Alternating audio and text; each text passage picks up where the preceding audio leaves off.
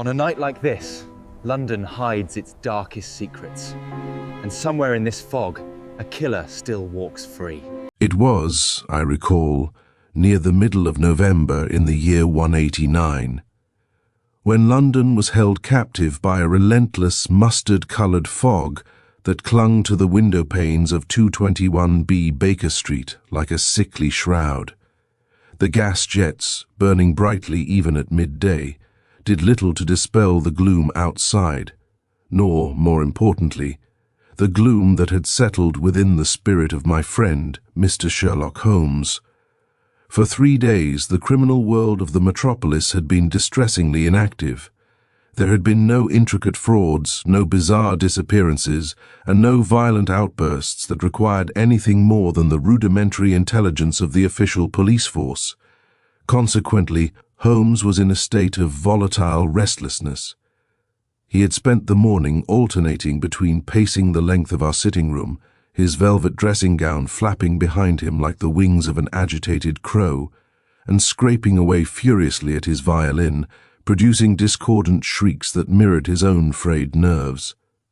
"My dear Watson," he muttered, tossing the instrument onto the sofa and collapsing into his armchair with a groan of profound ennui. "The human brain is a useless organ when denied its proper fuel. I am an engine without steam, a marksman without a target. The sheer mediocrity of existence is becoming insufferable." I looked up from my medical journal, accustomed to these dark moods that descended whenever his unique faculties were unemployed. "Perhaps, Holmes," I ventured, "the absence of crime is a benefit to society, if not to your own temperament." He waved a long, nervous hand dismissively. "Society can take care of itself. I require a puzzle, a knot to untie. Instead, I am presented with this." He gestured contemptuously toward the morning paper that lay crumpled on the rug. "A curate sits on a bumblebee. A fishmonger overcharges for cod. Trivium upon trivium. It is enough to drive a man to the 7% solution." Knowing the danger of that particular path, I was relieved when a sharp rap on the door below signaled a diversion. A moment later, Mrs. Hudson entered, bearing a small silver tray upon which rested a single damp telegram. Holmes sprang from his chair, his lethargy vanishing in an instant. He snatched the yellow envelope before Mrs. Hudson could fully extend the tray. "Thank you, Mrs. Hudson. That will be all," he said briskly. As our landlady retreated, Holmes held the unopened telegram under the light of the gasogene, examining the exterior with forensic intensity. "Well, Watson," he said, a gleam returning to his grey eyes, "it seems the engine may have its steam after all. Though I confess the source is predictable, even if the urgency is genuine. You know who it is from? It is elementary. Observe the mud splatters on the lower left corner of the envelope, a peculiar reddish clay found predominantly in the excavations currently underway near Scotland Yard. Furthermore, the address is written with a frantic haste. The pen has dug deep into the paper, suggesting a man writing under considerable pressure, likely leaning against a wall or a carriage door rather than sitting at a desk. It is Lestrade, Watson, and he is rattled." He tore open the envelope, his eyes darting across the message. A low whistle escaped his lips. "Singular," he murmured. "Very singular indeed. What is it, Holmes? A murder? It would appear so, Watson, but a murder of a most theatrical nature. Listen to this, Holmes. Need your assistance immediately. Pegasus Theatre. Arthur Hemlock dead. Circumstances impossible. Body found center stage behind main curtain during interval. No weapon, no witnesses. The audience is still in the house. Come at once." Lestrade Holmes crumpled the telegram into his pocket and was already moving toward his bedroom to exchange his dressing gown for his tweed coat. "Arthur Hemlock," I said, recognizing the name. "The impresario?" "He is known as a tyrant in the theatrical world. A man with many enemies, I should think." "Precisely, Watson. A man whose death would be celebrated by many, yet whose murder in such a public yet seemingly sealed environment presents a delightful paradox." Holmes emerged, fully dressed, his deerstalker cap already in place, his energy vibrating in the small room. He tossed me my heavy coat. "Come, Watson, the game is afoot.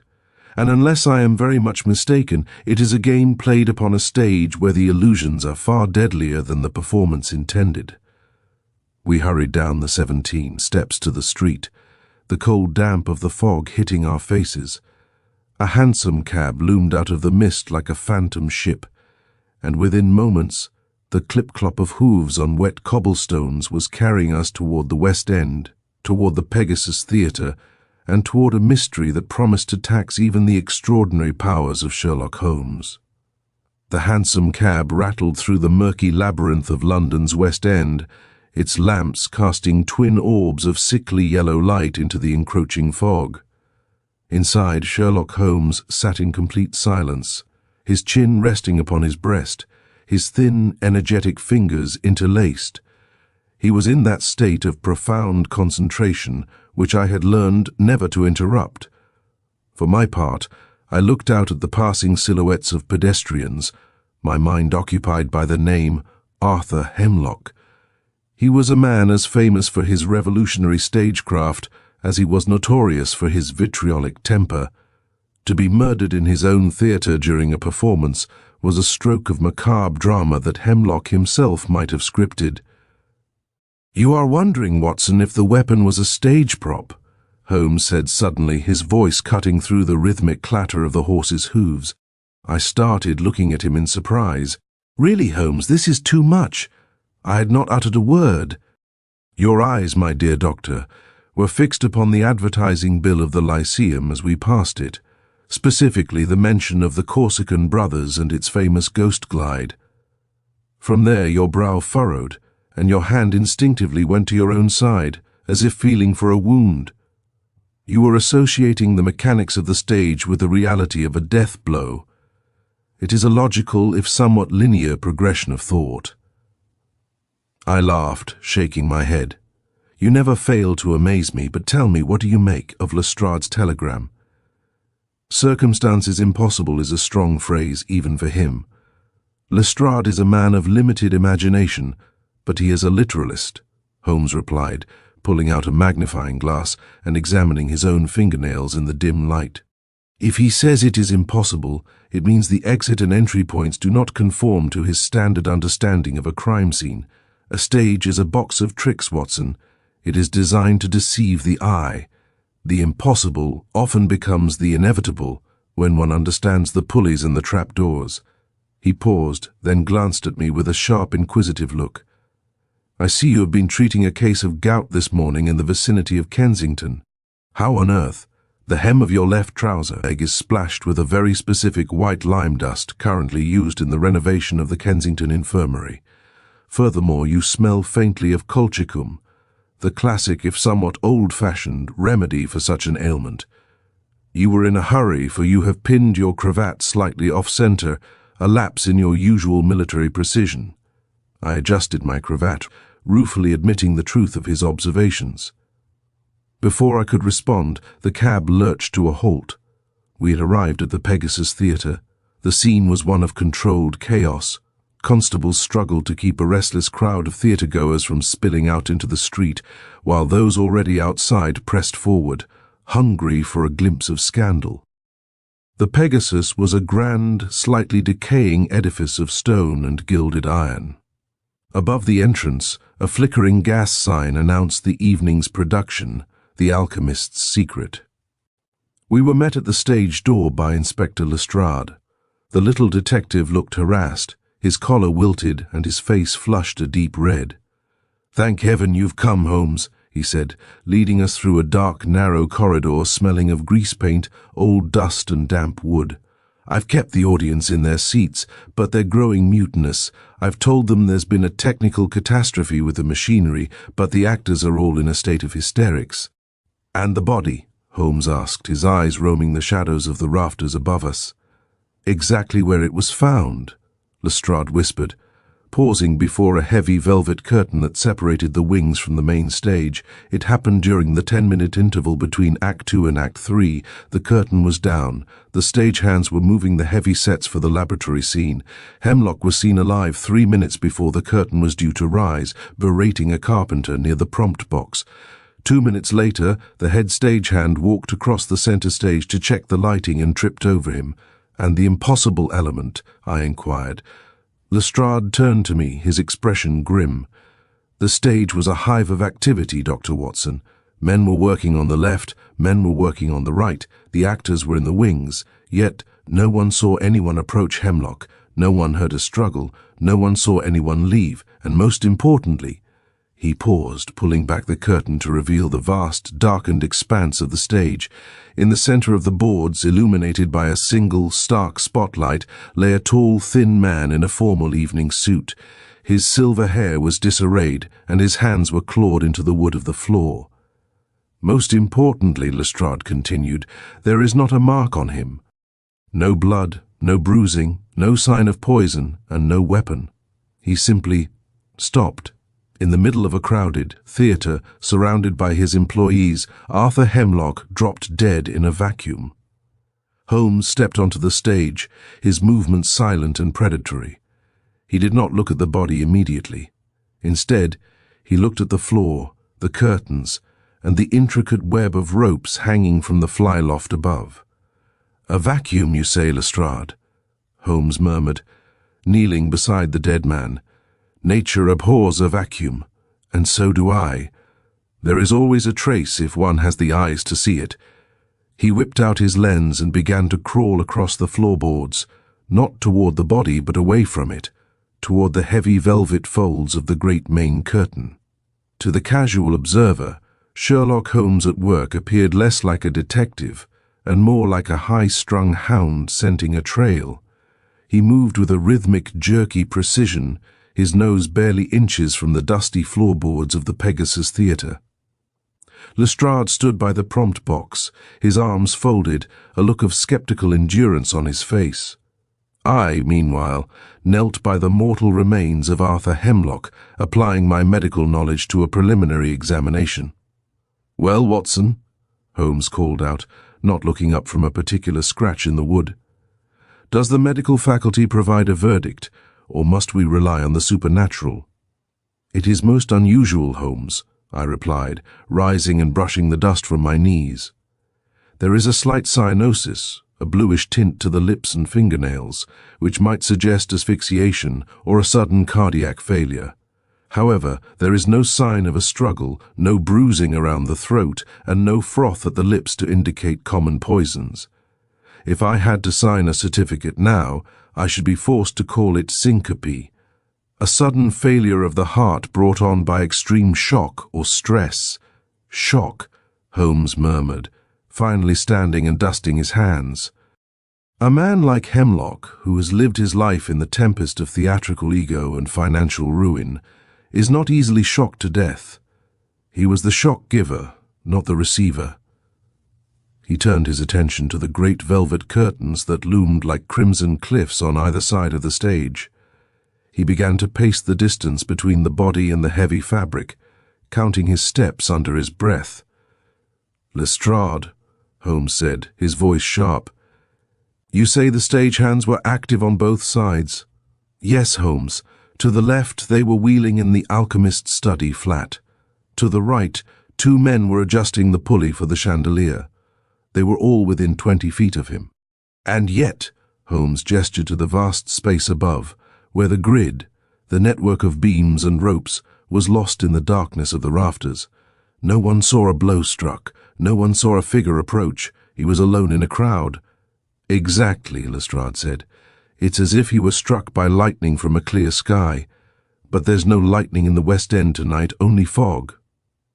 Holmes ignored the sarcasm. He had returned to the curtain, specifically the heavy gold-fringed edge that touched the floor. He lifted the fabric, examining the weighted hem. Suddenly he stiffened. From his pocket he produced a pair of tweezers and a small glass vial. With the delicacy of a surgeon he plucked something from the velvet. "What have you found?" I asked, stepping closer. "A trifle, Watson. A mere gossamer thread." He held up the tweezers. In the glare of the spotlight, I could see a single shimmering strand of what looked like bright green silk. "Tell me, Lestrade, was the victim known for wearing flamboyant knitwear?" Hemlock? Hardly. He was a man of the strictest Victorian sobriety in his dress, black broadcloth and white linen only. "Then we have a visitor," Holmes remarked. He moved back to the body, and to my surprise began to examine the soles of the dead man's shoes. "Observe, Watson. The dust of the stage is a mixture of wood shavings, resin, and the powdered lime used in the footlights. It is a greyish white. But look here, near the instep of Mr. Hemlock's right boot." I leaned down. There was a faint, almost microscopic smear of a brilliant, ochre-coloured clay. "The same clay from your telegram, Holmes," I exclaimed. "No, Watson. This is more refined, more silken to the touch. It is the sort of clay used by sculptors, or perhaps by those who model stage prosthetics. But note the position.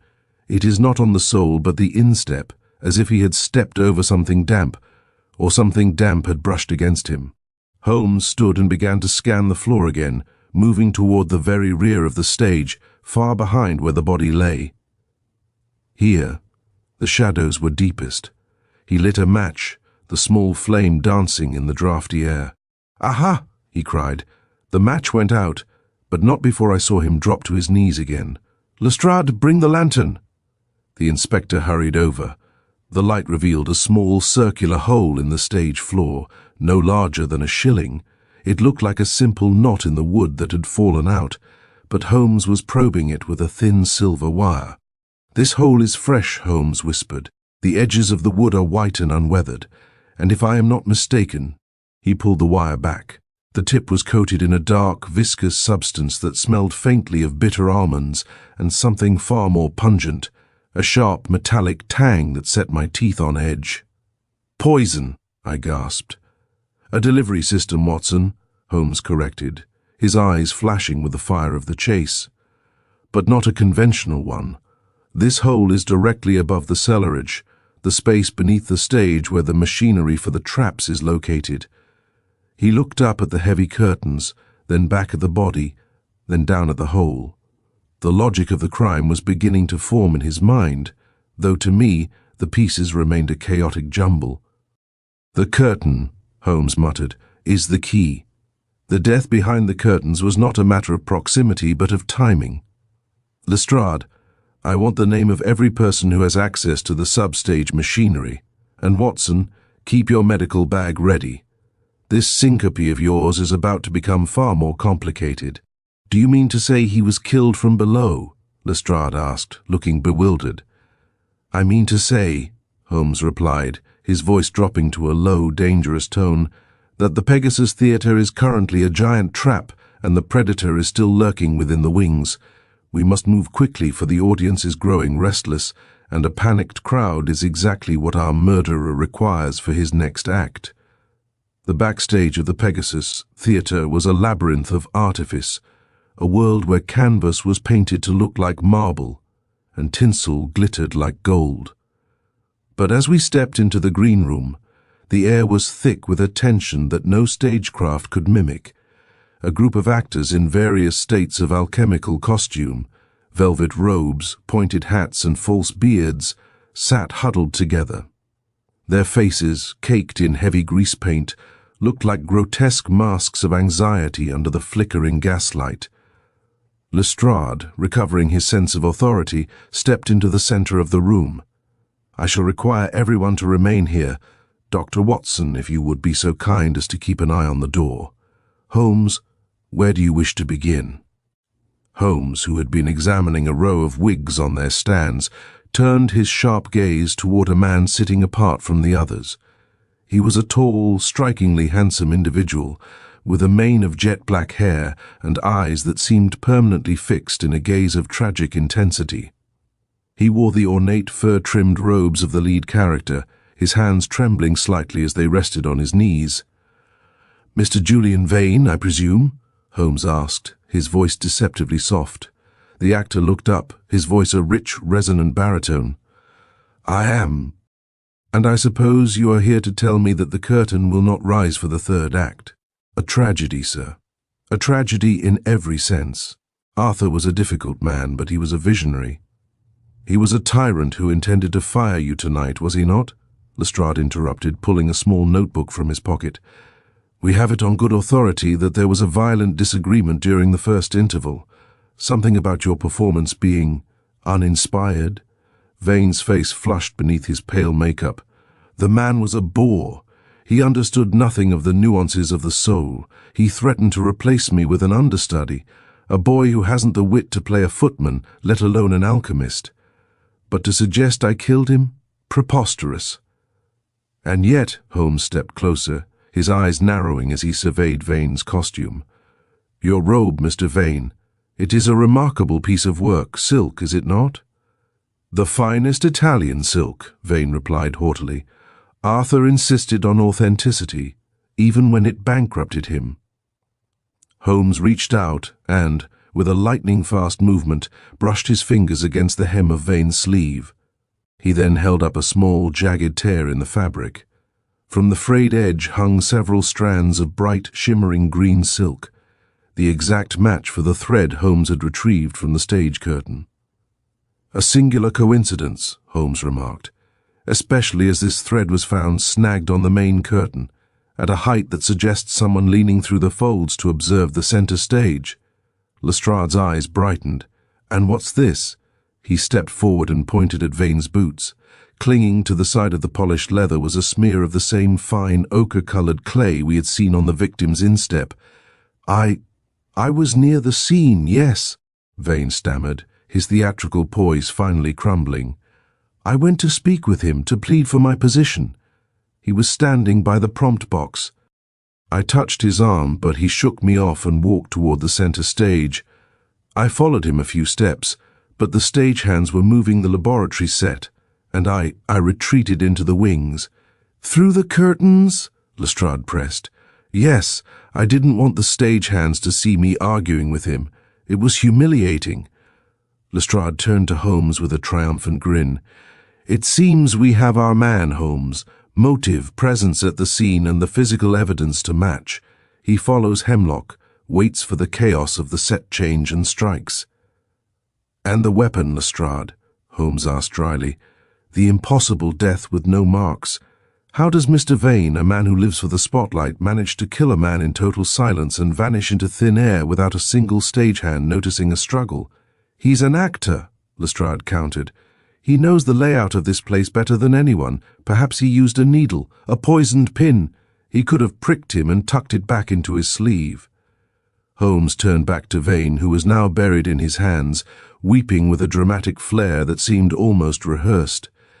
Tell me, Mr. Vane, while you were behind the curtain, did you notice any peculiar smells? Anything reminiscent of bitter almonds? Vane looked up, blinking. Almonds? No. But there was a draught, a terrible cold draught coming from the floorboards. It was as if the very cellar had opened up its maw. Holmes's eyes flashed. He turned away from the actor and began to pace the small room, his long fingers drumming against his chin. A draught from the floorboards, the ochre clay, the green silk. It is a pretty picture, Lestrade, almost too pretty. It is like a well-composed scene in a play. Everything is exactly where the director wants the audience to look. Are you saying he didn't do it? Lestrade asked, frustrated. I am saying, Holmes replied, stopping before a large chest used for storing props, that when a piece of evidence is so perfectly placed as to be undeniable, it is often because someone has taken great pains to ensure it is not missed. Mr. Vane may be a mediocre actor, but he is an even worse murderer. No, the truth is not on the stage, Lestrade, it is beneath it. He suddenly stooped down and picked up a small discarded object from the floor near the prop chest. It was a tiny, crumpled piece of paper, a discarded ticket stub for a seat in the gallery. Why would an actor have a gallery ticket in the green room? I asked. He wouldn't, Holmes murmured, smoothing the paper out, but someone who wanted to watch the effects of their handiwork from a safe distance certainly would. Watson, Lestrade, stay here. I have a sudden urge to visit the underworld of the Pegasus. Before we could protest, he vanished through the door, leaving us with the sobbing tragedian and a case that was beginning to feel less like a murder and more like a carefully orchestrated illusion. He transitioned from the gilded artifice of the Pegasus Theatre's stage to its cellarage was like stepping from a dream into a cold, mechanical nightmare. Accompanied by a reluctant Lestrade and a curious Watson, Holmes led us down a precipitous flight of stone steps into the underworld, the vast echoing space beneath the stage where the theatre's magic was forged in grease, iron, and sweat. The air here was significantly colder, thick with the smell of damp earth and the heavy lubricant of the stage machinery. Enormous wooden beams, the size of ships' masts, rose to support the floorboards above, and a forest of ropes and pulleys hung like the entrails of some great beast. The flickering lantern in Lestrade's hand threw long, dancing shadows that seemed to jump and leer at us from the corners of the cavernous room. "Mind your step, Watson," Holmes cautioned, his voice echoing strangely. "The floor here is a patchwork of Victorian engineering. One false move, and you might find yourself delivered through a star trap into the middle of the next act." "If there is a next act," Lestrade grumbled, "I still don't see why we're down here, Holmes. We have the actor vein. We have the silk from the curtain. We have the clay on his boots. The man was terrified when I questioned him, the classic sign of a guilty conscience. Or the sign of a man whose livelihood and reputation have just been incinerated," Holmes countered, his eyes scanning the ceiling, the underside of the stage floor. "Guilt and terror often wear the same mask, Lestrade. I am more interested in the how than the who at this moment. Where is that hole we saw from above?" He moved with unerring accuracy toward a section of the ceiling where a cluster of heavy iron counterweights hung. There, directly above a massive hydraulic piston used for the theatre's more spectacular transformations, was the underside of the small, circular aperture Holmes had discovered on the stage. Holmes took the lantern from Lestrade and held it high. The light revealed a curious sight. Attached to the beam beside the hole was a small brass bracket, freshly screwed into the wood. It was empty now, but the indentations in the timber suggested it had recently held something heavy and cylindrical. "Look here, Watson," Holmes whispered. "The delivery system." I peered at the wood. "A bracket, but what did it hold? A canister of gas?" "Perhaps," Holmes replied. He reached into the dark crevice between the beam and the floorboards. When he withdrew his hand, he was holding a tiny, jagged shard of thin, amber-colored glass. He examined it with his lens, his face a mask of inscrutable intensity. "What is it, Holmes?" Lestrade asked, leaning in.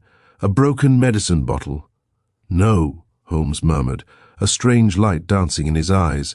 "It is something far more specialized. And note the edges. They are coated in a film of that same viscous, metallic-smelling substance."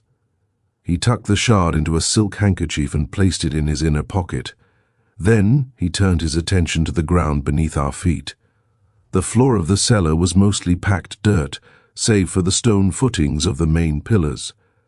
Holmes began a circuitous route around the base of the hydraulic lift, his lantern sweeping the ground.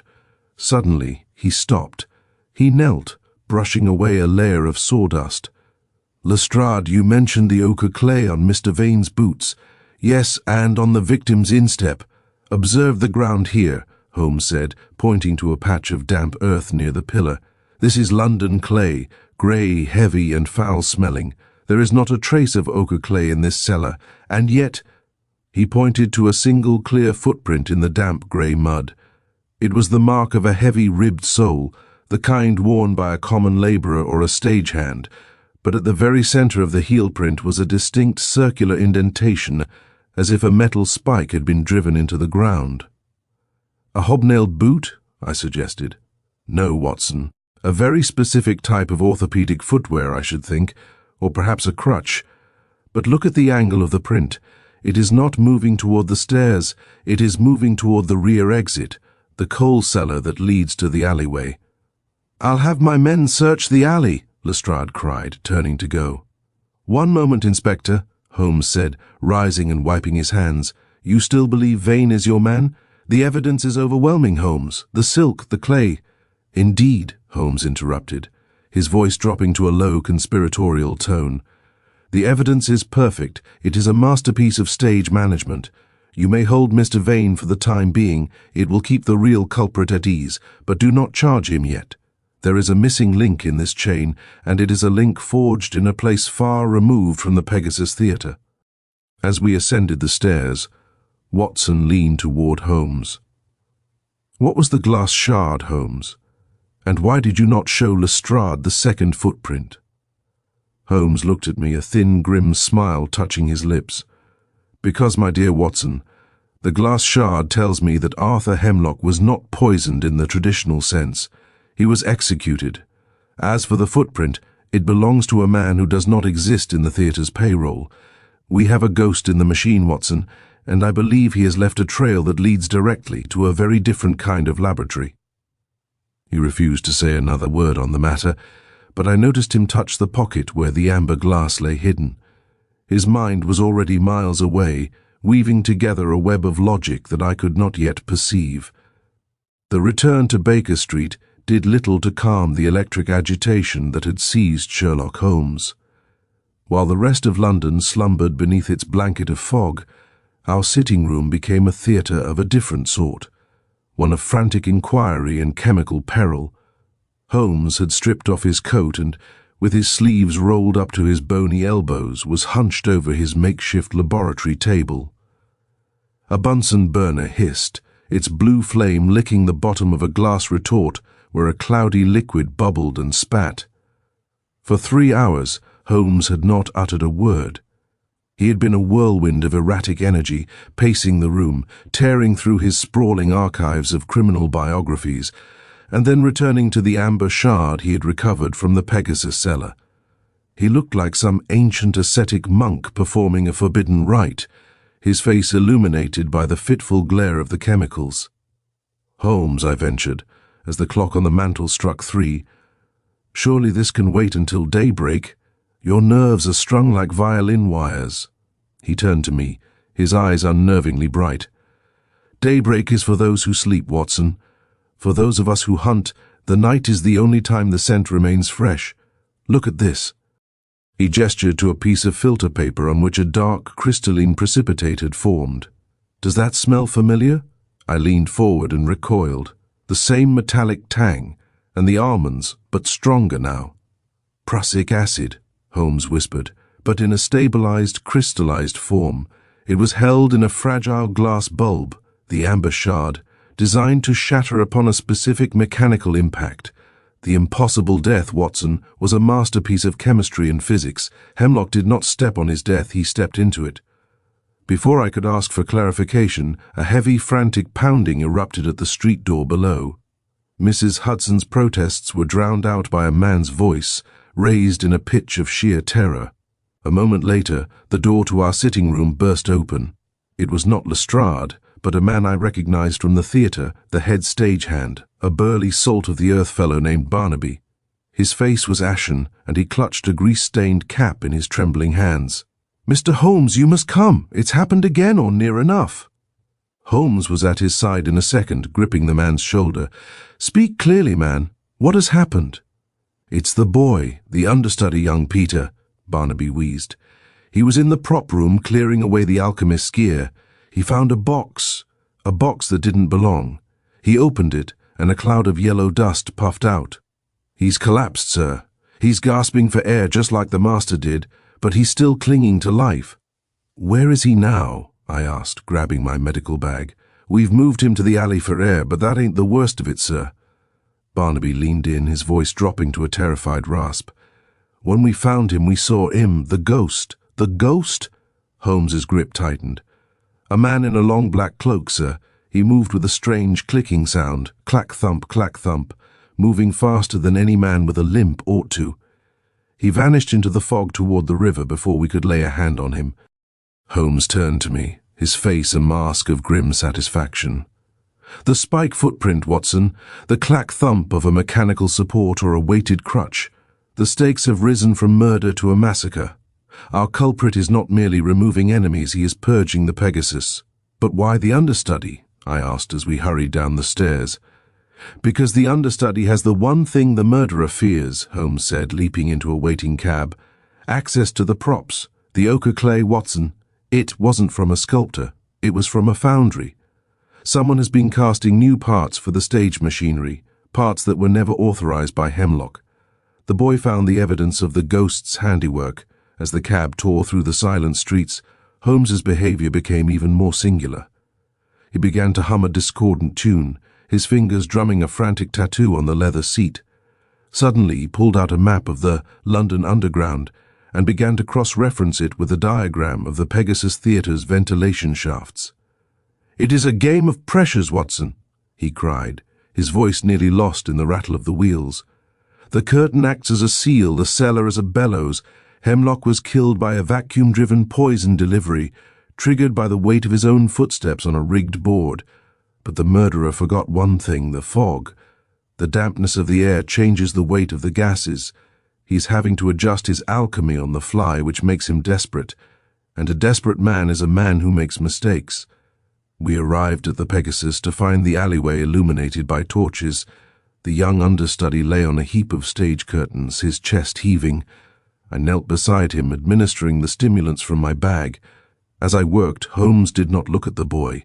He was staring at the wall of the theatre, specifically at a small leaden pipe that protruded from the brickwork near the stage door. He reached out and touched the pipe, then brought his fingers to his nose. "The scent of the laboratory," he murmured. "Lestrade thinks he is looking for a man. We, Watson, are looking for a ventilation engineer with a soul of lead and a heart of ice."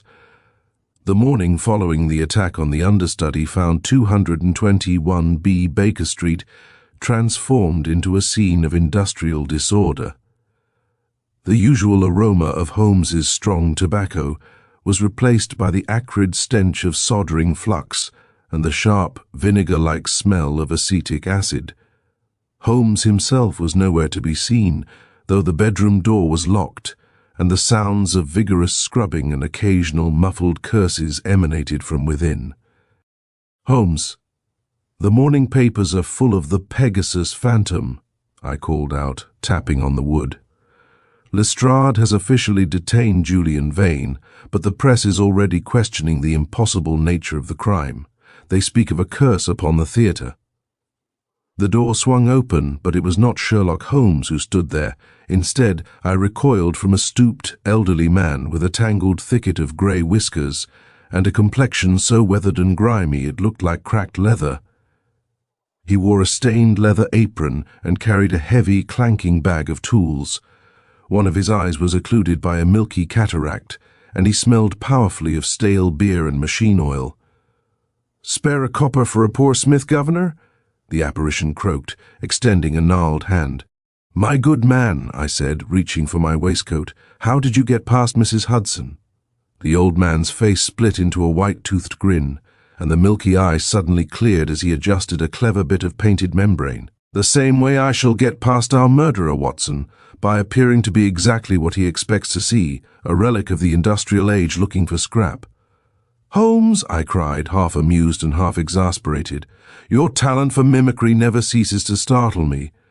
"Necessity is the mother of deception," he said, stepping back into the room and beginning to pack a small, lethal-looking revolver into his apron pocket.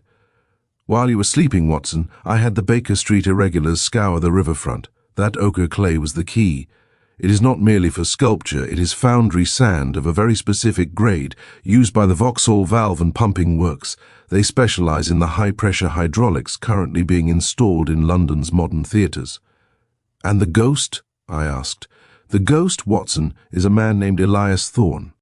He was the chief engineer for the Pegasus renovation until 6 months ago, when Arthur Hemlock, in one of his fits of legendary parsimony, sued him for a delay and had him blacklisted from every playhouse in the city.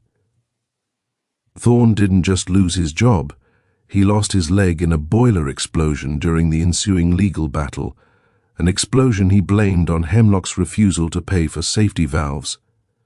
"The clack thump," I exclaimed. "A mechanical leg. Precisely. A masterpiece of his own design, no doubt. Thorne is a genius of the mechanical arts, but a genius curdled by a thirst for vengeance.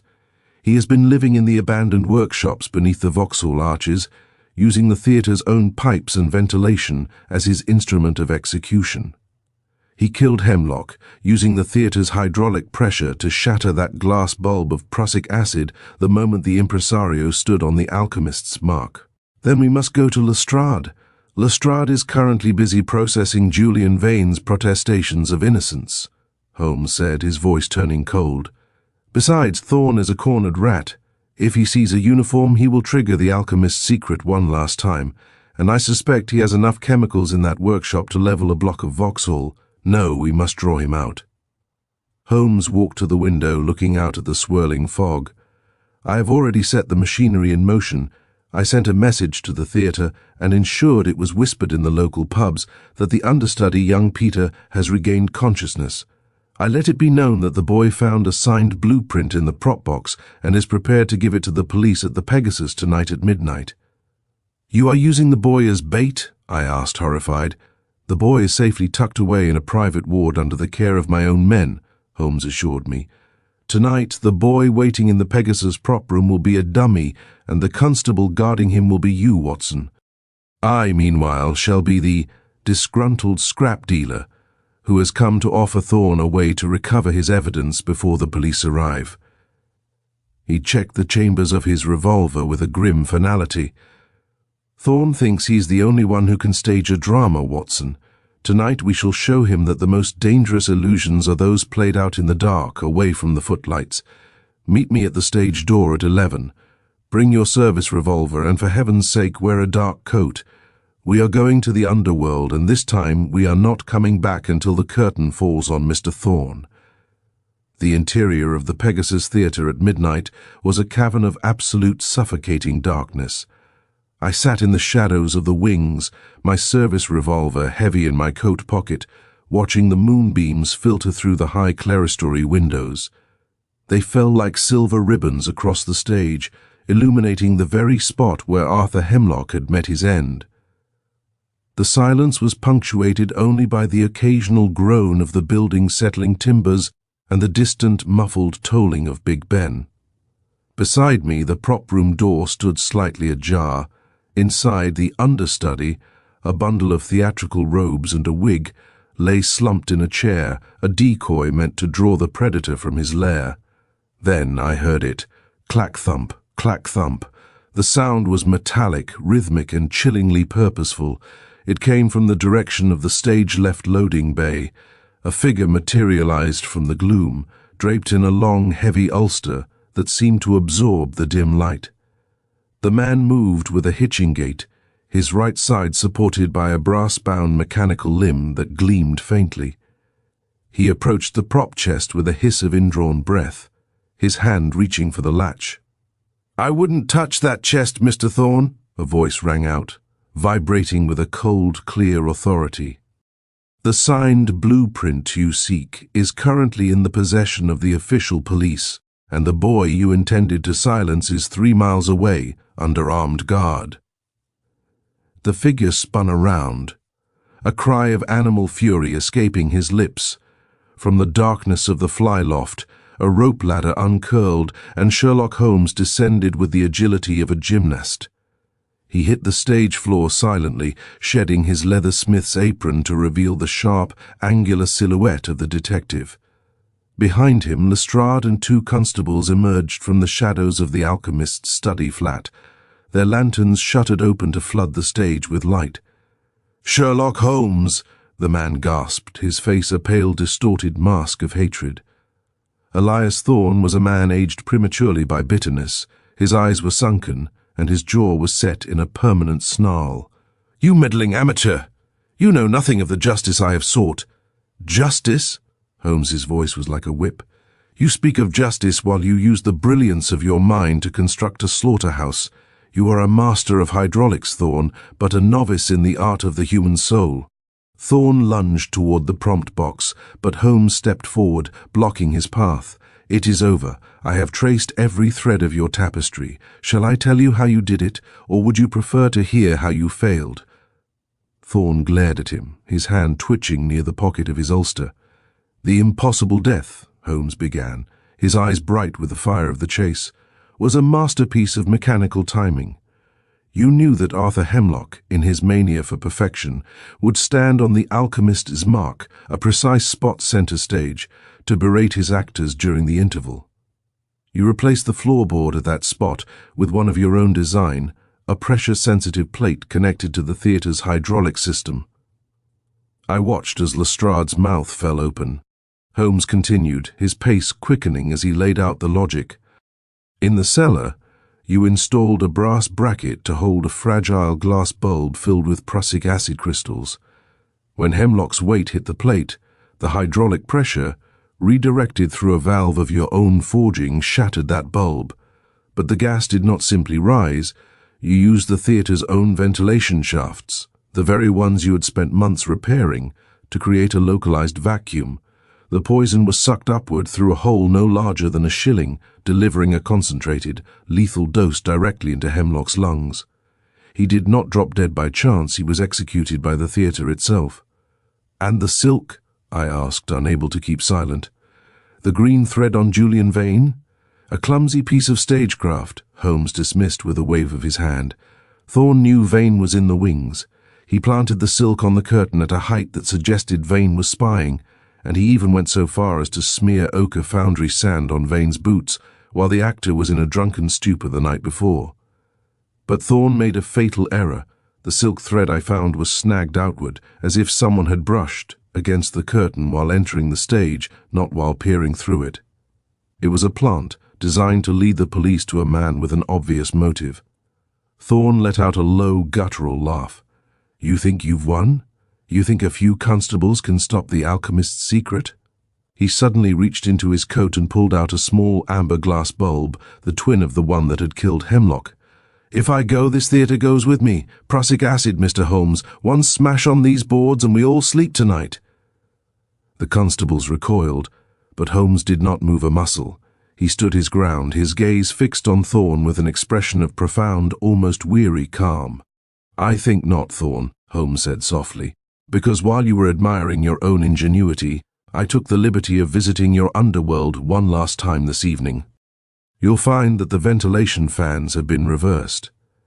If you break that bulb, the draft will carry the fumes not to us, but directly down into the cellarage, where you'll be the only one to inhale the fruit of your labor." Thorne's eyes darted to the floorboards. For a heartbeat, the air in the theater seemed to freeze. Then, with a scream of frustrated rage, he dropped the bulb. The amber bulb shattered against the stage floor with a sharp crystalline ring. For a fraction of a second, the constables held their breath, their faces pale in the lantern light, expecting the invisible scythe of prussic acid to sweep through the air. But as the seconds ticked by, and no bitter almond scent filled the nostrils, only the dusty, stale air of the Pegasus remained. Elias Thorne stood frozen, his eyes fixed on the shards at his feet. He looked up at Sherlock Holmes, his face twisted in a mixture of disbelief and dawning horror. "The fans," Thorne whispered, his voice cracking. "You couldn't have. The access panel was locked. A simple lock to a man who has spent his life opening the doors of the criminal mind, Mr. Thorne," Holmes said, stepping forward as Lestrade's men finally found their courage and surged toward the engineer. "But I must confess a small deception. I did not reverse the fans. Such a feat would have required a crew of engineers and several hours of clamor that would have alerted you. I merely blocked the intake vents with several of Mr. Hemlock's more voluminous stage tapestries. The result, however, was the same. The pressure differential you relied upon was neutralized. Your secret was suffocated before it could be born." Lestrade snapped the iron manacles around Thorne's wrists. The engineer did not struggle. The spirit had gone out of him the moment his mechanical masterpiece had failed. As he was led away, the rhythmic clack-thump of his brass-bound leg echoed one last time against the boards, a lonely and bitter sound that seemed to sum up a life wasted on the altar of revenge. An hour later, as the first grey light of a London dawn began to filter through the smog, I sat with Holmes in the back of a four-wheeler, heading back toward Baker Street. The detective was slumped in the corner, his eyes closed, the manic energy of the night having evaporated to leave him in a state of quiet exhaustion. "It was a close-run thing, Holmes," I remarked, watching the silhouettes of the houses drift by. "When he held that bulb, I truly thought the end had come for all of us. Was it not a terrible risk to bluff a man as desperate as Thorne?" Holmes opened one eye and offered a thin, tired smile. "Calculated risk, Watson, is the essence of my profession. I had observed Thorne's psychological profile through his handiwork. He was a perfectionist, a man who worshipped his own technical brilliance. Such men are easily paralyzed by the suggestion that their perfect machine has been compromised. The mere idea that I had interfered with his ventilation was enough to shatter his resolve. He couldn't risk dying by a failure of his own design." "And the understudy?" I asked. "What was the final detail you alluded to in the cellar?" Holmes reached into his pocket and pulled out a small, heavy brass cogwheel, its teeth mangled and sheared off. "I found this wedged into the pulley system of the main curtain while I was waiting for you to take your position, Watson. Thorne hadn't just rigged the floorboards for Hemlock, he had rigged the curtain weights for the understudy. Had Peter, or my decoy, sat in that chair for more than 5 minutes, the vibration of the hydraulic pump would have released a 300-pound counterweight directly above his head. Thorne didn't just want to poison the boy. He wanted a theatrical accident that would close the Pegasus forever." I shuddered, thinking of the dark, silent theatre and the unseen death hanging above us. "It is a singular mercy that you noticed it." "Observation, Watson, not mercy. I noticed a slight tremor in the velvet folds of the curtain that did not correspond with the drafts in the room. From there the logic was inevitable. As we pulled up to the door of 221B, I looked at my friend with a renewed sense of wonder.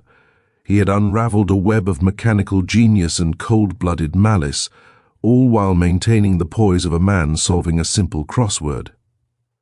"You have saved many lives tonight, Holmes," I said, as we climbed the 17 steps to our sitting room. "The public will likely never know the full extent of Thorne's villainy, but the death behind the curtains will surely be remembered as one of your most brilliant cases." "A trifle, Watson," he said, moving toward the sideboard to pour himself a glass of water. "A mere exercise in the application of pressure and the frailty of the human ego. Now, if you would be so kind as to hand me that monograph on the polyphonic motets of Lassus, I believe I have earned a few hours of intellectual peace before the next problem presents itself." But as I reached for the book, I saw him glance toward the window, his eyes already scanning the street for the next damp telegram or frantic client. For Sherlock Holmes, the curtain never stayed down for long. It was some 3 days after the dramatic arrest of Elias Thorne that the yellow fog finally lifted from Baker Street, replaced by a crisp, biting winter sun. Life at 221B had returned to its usual eccentric rhythm. The chemical apparatus had been cleared away, and the only evidence of our recent foray into the theatrical underworld was a stack of newspapers on the settee, their headlines still screaming of the Pegasus poisoner and the miraculous survival of the young understudy. Julian Vane, I was pleased to read, had been released with a formal apology from Scotland Yard. In a turn of events that only the theatrical world could produce, the scandal had made him the most sought-after lead in London. The public was now clamouring to see the man who had nearly been hanged for a murder he did not commit. Holmes, however, seemed entirely indifferent to the sensation he had caused. He sat by the window, his long, thin legs stretched out toward the fire, languidly leafing through a volume of obscure medieval heraldry. "I see, Holmes," I remarked, looking up from my own breakfast, "that the Pegasus Theatre is to reopen next month. They're calling the new production The Engineer's Downfall. It seems poor Hemlock's vision of drama has been superseded by a rather more literal interpretation of his own demise." Holmes gave a short, dry laugh. "The public has an insatiable appetite for the macabre, Watson. They care nothing for the elegant geometry of the crime, only for the grease paint and the hanging. To them, Thorne is a monster of melodrama. To me, he was merely a fascinating variable in an otherwise stagnant equation." "You speak of him as if he were a specimen in a jar," I said, somewhat reprovingly. "The man was a cold-blooded killer. He was an artist, Watson, albeit one whose medium was malice," Holmes replied. his eyes fixated on the dancing flames. There is a certain tragic symmetry in it. He used the very stage Hemlock loved to transform the man into a prop.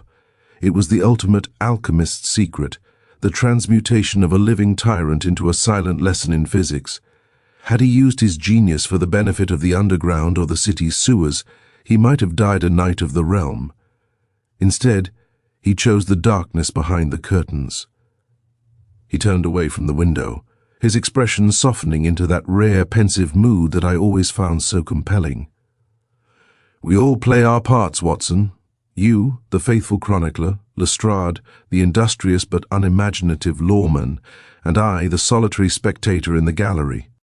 We watch the play unfold, sometimes stepping onto the stage to move a piece of scenery or catch a villain. But the theatre of London continues regardless. One curtain falls and another rises. And what of the next act, I asked. Surely you don't intend to return to your heraldry? As if in answer to my question, the familiar sound of a carriage pulling up sharply echoed from the street below. A moment later, a frantic, rhythmic pounding vibrated through the floorboards, a signature of urgency that we both knew well. Holmes stood up, his languor vanishing like the morning mist. His eyes sparked with that sudden, piercing intelligence that never failed to quicken my pulse. "That, Watson, is the footfall of a man who has lost either his fortune or his mind," he said, moving toward the door with renewed vigor. "And if I am not mistaken, the scent of lavender on the breeze suggests he has come from the diplomatic quarters of Whitehall." Mrs. Hudson appeared at the door, looking breathless. "A gentleman to see you, Mr. Holmes. He says it is a matter of national security." Holmes glanced at me, a ghost of a smile playing upon his lips. He reached for his magnifying glass, his fingers hovering over it with a sense of homecoming. "You see, Watson, the universe is not entirely without imagination. The death behind the curtains is a memory. The affair of the stolen treaty, or whatever this gentleman brings us, is the reality. Come, let us see what new tragedy or farce awaits us in the wings. The stage is set, and I should be loath to keep the actors waiting." I set down my paper and followed him, my heart light. Whatever perils lay ahead, whatever mysteries remained hidden in the foggy recesses of the city, I knew that as long as Sherlock Holmes stood at the helm of logic, the truth would always find its way to the light. The aftermath of the Pegasus Theatre case brought with it a deluge of administrative drudgery that Holmes loathed, yet it provided a fascinating window into the dark laboratory of Elias Thorne's mind. 2 days had passed since the arrest, and our sitting room was once again a sanctuary of calm, though the Morning Post brought a thick packet of documents from Scotland Yard. Lestrade, ever the pragmatist, had requested a formal memorandum from Holmes to bolster the Crown's case against the mechanical murderer. Holmes sat at his desk, the papers spread before him like the components of a complex clockwork. He held a magnifying glass over a schematic of the Pegasus ventilation system, a document Thorne had altered with chilling precision. "You see, Watson," Holmes remarked, tapping the paper with his pen, "the true brilliance of a criminal is often found in his patience. Thorne did not simply strike in a moment of passion. He lived within the walls of that theatre for months, a phantom in the service ducts. Observe these notations in the margins. He had calculated the exact atmospheric pressure required to ensure the prussic acid gas did not dissipate into the fly loft, but remained in a lethal pocket at exactly 5 feet 6 inches above the stage, Hemlock's exact height. I stood over his shoulder, marveling at the intricate web of lines. It seems a waste, Holmes. A man who could calculate such variables could have revolutionized the city's sanitation or its industry. Genius, when denied its proper outlet, frequently turns inward to rot, Holmes replied, his voice tinged with a rare note of melancholy. Thorne saw the world not as a society of men, but as a series of valves and pressures. When Hemlock closed the valve on his career, Thorne responded with the only logic he understood, mechanical retaliation. A soft knock at the door preceded the arrival of Mrs. Hudson, who ushered in a young man I recognized as the understudy, Peter. He was pale but recovered, his eyes wide as he took in the cluttered genius of our rooms. He carried a small, wrapped parcel which he placed almost reverently on the table. "Mr. Holmes, Dr. Watson," the lad began, his voice trembling slightly. "The doctors say I'll be back on the boards by spring. I wanted to bring you this. It was found in the debris of the prop room. The police said it was junk, but I thought you should have it." Holmes unwrapped the parcel. Inside lay a small, beautifully crafted brass model of a stage. It was a marvel of miniature engineering. Tiny levers worked the curtains, and a minuscule trapdoor could be triggered by the touch of a finger. "Thorne's prototype," Holmes whispered, his eyes gleaming. He manipulated one of the tiny levers, and the miniature curtain rose with a silky, silent grace. Even in his madness he sought perfection. This, Watson, is the secret that young Peter nearly died for. It proves premeditation beyond any shadow of a doubt. It is the physical manifestation of a grudge forged in brass. He looked up at the boy, his sharp features softening. "Thank you, Peter. This is a most significant addition to my collection of criminal curiosities. Rest assured, it shall serve a higher purpose in the halls of the Old Bailey than it ever did in the wings of the Pegasus." When the lad had departed, Holmes returned to the model, his fingers tracing the tiny, intricate gears. "It is a singular thing, Watson, that the most violent of deaths can be birthed from so delicate an object. This case has been a reminder that in our modern age, the weapon of choice is no longer the bludgeon or the poisoner's vial, but the very machines we have built to serve us." "And what of Julian Vane?" I asked. "I heard he has been offered a contract at the Drury Lane." "Vane is an actor," Holmes said, a touch of his old cynicism returning. "He will find a way to make his brief imprisonment sound like a heroic ordeal. He already tells the papers he was Holmes's secret informant, a claim that I find as amusing as it is inaccurate. But let him have his fame. The stage is his world. The truth, fortunately, is mine." He pushed the papers aside and stood, walking to the window to watch the soot-stained pigeons on the roof opposite. "The Pegasus is quiet now, Watson. The death behind the curtains has been solved, and the ghost has been laid to rest. But the city remains, and its pressures are ever shifting." He turned to me, his eyes sharp and expectant. "Lestrade tells me the Vauxhall Works are missing a crate of experimental detonators. It seems another engineer has found himself at odds with his employers. What do you say, Watson? Is your medical bag packed for a journey to the docks?" I laughed, reaching for my hat. "It is never truly empty, Holmes. Where you lead, I follow." The yellow fog, which had briefly retreated to reveal a cold winter sun, returned to Baker Street with renewed vigor on the final evening of that extraordinary week. It pressed against the windows of our sitting room like a physical weight, isolating us in a small, lamplit island of comfort. Within, the fire crackled cheerfully, its orange glow reflecting off the glass of Holmes's chemical retorts and the polished wood of his violin. I sat at my small desk, the nib of my pen scratching across the parchment as I added the final sentences to my account of the Pegasus mystery. Holmes, for his part, was curled in his armchair, his thin knees drawn up to his chin, staring into the embers with that vacant, introspective gaze that signaled a mind working at a speed I could scarcely fathom. "You have finished, I see," Holmes remarked, not turning his head. "I have just reached the part where Thorne was led away," I replied. "It is a grim ending to a grim tale. I find myself wondering, Holmes, what will become of a man like that, a man of such talent, driven to such depths. Thorne?" Holmes shrugged his bony shoulders. "He is currently a guest of the Crown at Newgate, awaiting the inevitable journey to the gallows or the asylum. The law sees only the crime, Watson.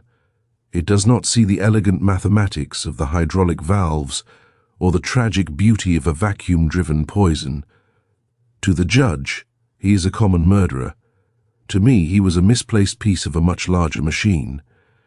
He reached out to the table and picked up the small brass model that the understudy had brought us. He turned it over in his hands, the miniature stage glinting in the firelight. "The world is full of such cogs, Watson," he continued, his voice dropping to a philosophical register. Each of us is a part of a vast, intricate mechanism. Most of us rotate in our prescribed circles, content to keep the engine of society humming. But occasionally, a cog is forged with a flaw. It grinds, it resists, it attempts to turn the entire machine toward its own selfish ends. My task, our task, is simply to identify the friction and apply the necessary oil of logic before the whole engine seizes. "You speak as if there were no morality in it," I countered, looking up from my notes. "Surely the prevention of a murder is more than just identifying friction." Holmes turned his grey eyes toward me, a faint, enigmatic smile touching his lips. "Morality is the grease that keeps the wheels turning smoothly, Watson. It is essential, certainly, but it is the logic that interests me. The how and the why are the only truths that remain when the emotions of the case have faded into the archives." He stood up, stretching his long limbs with a feline grace. He walked to the window and pulled back the heavy velvet curtain, peering out into the impenetrable gloom of the street below. "The curtain has fallen on the Pegasus," he murmured. "The actors are home, the gas is extinguished, and the death behind the curtains is now merely a collection of ink on your pages. But look out there, Watson. Behind that fog, 10 million souls are moving, each a mystery in their own right. Somewhere a thumb is pressing a trigger, a hand is slipping a letter into a pocket. A mind is weaving a web that will, in time, require our intervention." "You sound almost hopeful," I said, smiling. "I am never hopeful, Watson. I am merely observant. Life is infinitely more clever than we give it credit for. Just when we think we have seen every trick in the magician's repertoire, the universe produces a new illusion, a new knot that defies the fingers." He turned back to the room, his eyes scanning the mantelpiece until they rested on a fresh, unopened envelope that had arrived in the evening post. He snatched it up, his lethargy vanishing in an instant. He tore it open, his eyes darting across the lines with predatory speed. "Aha!" he cried, the fire of the chase returning to his features. "A summons from the Bishop of Canterbury, Watson. It seems a certain relic has vanished from the cathedral, and the official police are, as usual, staring at the empty plinth with the vacant expressions of stunned oxen." He tossed the letter onto my lap and reached for his heavy tweed coat. "The game is afoot again, my dear doctor. Leave your pen and your memories. The past is for the historians, the present is for those who dare to step out into the fog." I felt the familiar thrill of excitement course through me as I closed my notebook and followed him toward the door. As we descended the 17 steps to the street, the cold air of the London night caught our breath. The mystery of the Pegasus was indeed behind us, but as I looked at the determined silhouette of Sherlock Holmes leading the way into the mist, I knew that the greatest stories were always the ones yet to be told. The hansom cab loomed out of the darkness, the horses' hooves ringing on the wet cobbles like a summons to adventure. The curtain had risen on a new act, and for as long as the fog clung to Baker Street, the world would never be without its champion of logic.